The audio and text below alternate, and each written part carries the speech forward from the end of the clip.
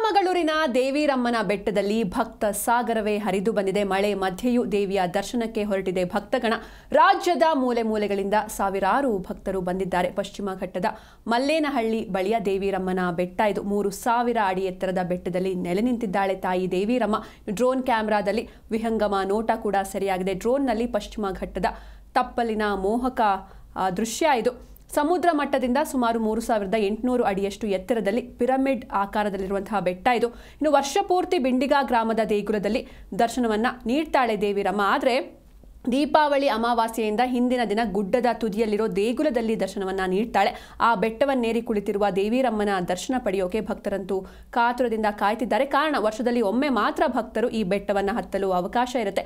ಈ ಬಾರಿ 2 ದಿನ ಅಂದರೆ ಅಕ್ಟೋಬರ್ 19 ಇವತ್ತು ಮತ್ತು ನಾಳೆ ಬರಿಗಾಲಿನಲ್ಲಿ ಬೆಟ್ಟವನ್ನ ಏರಿ ಬೆಟ್ಟದ ತಾಯಿ ದೇವಿರಮ್ಮನ ದರ್ಶನ ಪಡೆಯೋದಕ್ಕೆ ಮಲ್ಲೇನಹಳ್ಳಿ ದೇವಿರಮ್ಮ ದೇವಸ್ಥಾನ ಸಮಿತಿ ಜೊತೆ ಜಿಲ್ಲಾಡಳಿತ ಅವಕಾಶ ಮಾಡಿಕೊಟ್ಟಿದೆ. ಆದರೆ ರಾತ್ರಿ ಸಮಯದಲ್ಲಿ ಬೆಟ್ಟವನ್ನ ಏರೋದಕ್ಕೆ ಭಕ್ತರಿಗೆ ನಿರ್ಬಂಧವನ್ನ ಹೇರಲಾಗಿದೆ. ಅಂದರೆ ಪ್ರತಿ ವರ್ಷವೂ ಕೂಡ ರಾತ್ರಿಯಿಂದಲೇ ಅಂದರೆ ಮಧ್ಯರಾತ್ರಿ 12 ಗಂಟೆಯಿಂದಲೇ ಬೆಟ್ಟವನ್ನು ಏರ್ತಾರೆ. ಆದರೆ ಈ ಬಾರಿ ರಾತ್ರಿ ಬೆಟ್ಟವನ್ನು ಏರೋದಕ್ಕೆ ಅವಕಾಶ ಇರೋದಿಲ್ಲ.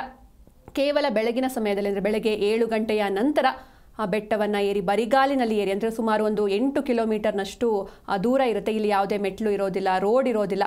ಒಂದು ಟ್ರೆಕ್ಕಿಂಗ್ ರೀತಿಯಾಗಿ ಈ ಬೆಟ್ಟವನ್ನು ಬರಿಗಾಲಲ್ಲಿ ಏರಿ ತಾಯಿಯ ದರ್ಶನವನ್ನು ಪಡೀತಾರೆ. ಇವತ್ತು ಹಾಗೂ ನಾಳೆ ತಾಯಿಯ ದರ್ಶನಕ್ಕೆ ಅವಕಾಶವನ್ನು ಜಿಲ್ಲಾಡಳಿತ ಮಾಡಿಕೊಟ್ಟಿದೆ. ಚಿಕ್ಕಮಗಳೂರಿನ ದೇವಿರಮ್ಮನ ಬೆಟ್ಟದಲ್ಲಿ ಭಕ್ತ ಸಾಗರವೇ ಕಂಡು ಬಂದಿದೆ. ಅಂದರೆ ದೀಪಾವಳಿಯ ಮೊದಲನೇ ದಿನ ನರಕ ಚತುರ್ದಶಿಯಂದು ತಾಯಿ ತನ್ನ ದರ್ಶನವನ್ನು ನೀಡ್ತಾಳೆ. ಜೊತೆಗೆ ಈ ಭಾಗದ ಜನರು ಇಡೀ ದಿನ ಉಪವಾಸ ಇದ್ದು ಸಂಜೆಯ ನಂತರ ಯಾವಾಗ ದೇವಿರಮ್ಮನ ಬೆಟ್ಟದಲ್ಲಿ ನಾಳೆ ಸಂಜೆ ದೀಪವನ್ನು ಕಚ್ಚಲಾಗುತ್ತೆ, ದೀಪ ಹಚ್ಚಿದ ಬಳಿಕ ತಮ್ಮ ಮನೆಗಳಲ್ಲಿ ಯಾರೆಲ್ಲ ಉಪವಾಸ ಇರ್ತಾರೆ ಅವರು ತಾಯಿಗೆ ಆರತಿಯನ್ನು ಮಾಡಿ ತದನಂತರದಲ್ಲಿ ತಾವು ಕೂಡ ಊಟವನ್ನ ಮಾಡ್ತಾರೆ. ಇದು ಚಿಕ್ಕಮಗಳೂರು ಭಾಗದ ಜನರ ನಂಬಿಕೆ. ಅಂದರೆ ವರ್ಷಕ್ಕೊಮ್ಮೆ ಮಾತ್ರ ತಾಯಿ ಬೆಟ್ಟದ ಮೇಲೆ ದರ್ಶನವನ್ನ ನೀಡ್ತಾಳೆ. ಇನ್ನು ಉಳಿದ ಸಂದರ್ಭದಲ್ಲಿ ಮಂಗಳವಾರ, ಶುಕ್ರವಾರ ಆಗಿರ್ಬೋದು ಮಲ್ಲೇನಹಳ್ಳಿಯ ಬಿಂಡಿಗ ಗ್ರಾಮದಲ್ಲಿ ಒಂದು ದೇವಸ್ಥಾನ ಇದೆ ತಾಯಿಗೆ.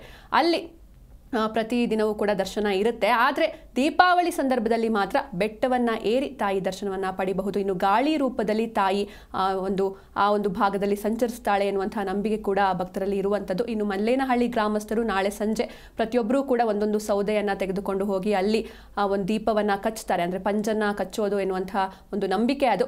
ಇದಾದ ಬಳಿಕ ತಮ್ಮ ತಮ್ಮ ಮನೆಗಳಲ್ಲಿ ಮಲೆನಾಡಿಗರು ಉಪವಾಸವನ್ನು ಮಾಡಿ ಅಂದರೆ ನಾಳೆ ಇಡೀ ದಿನ ಉಪವಾಸ ಇರ್ತಾರೆ. ಉಪವಾಸದ ಬಳಿಕ ಯಾವಾಗ ದೀಪವನ್ನು ಬೆಟ್ಟದಲ್ಲಿ ಕಚ್ಚುತ್ತಾರೋ ಅಂದರೆ ಒಂದು 6:30 ನಂತರ ಸಂಜೆ 6:30 ಬಳಿಕ ಇವರು ಕೂಡ ಆ ದೀಪಕ್ಕೆ ನಮಸ್ಕರಿಸಿ ಮನೆಯಿಂದಲೇ ದೇವಿರಮ್ಮನಿಗೆ ಆರತಿಯನ್ನು ಮಾಡಿ ಉಪಹಾರವನ್ನು ಸೇವಿಸ್ತಾರೆ.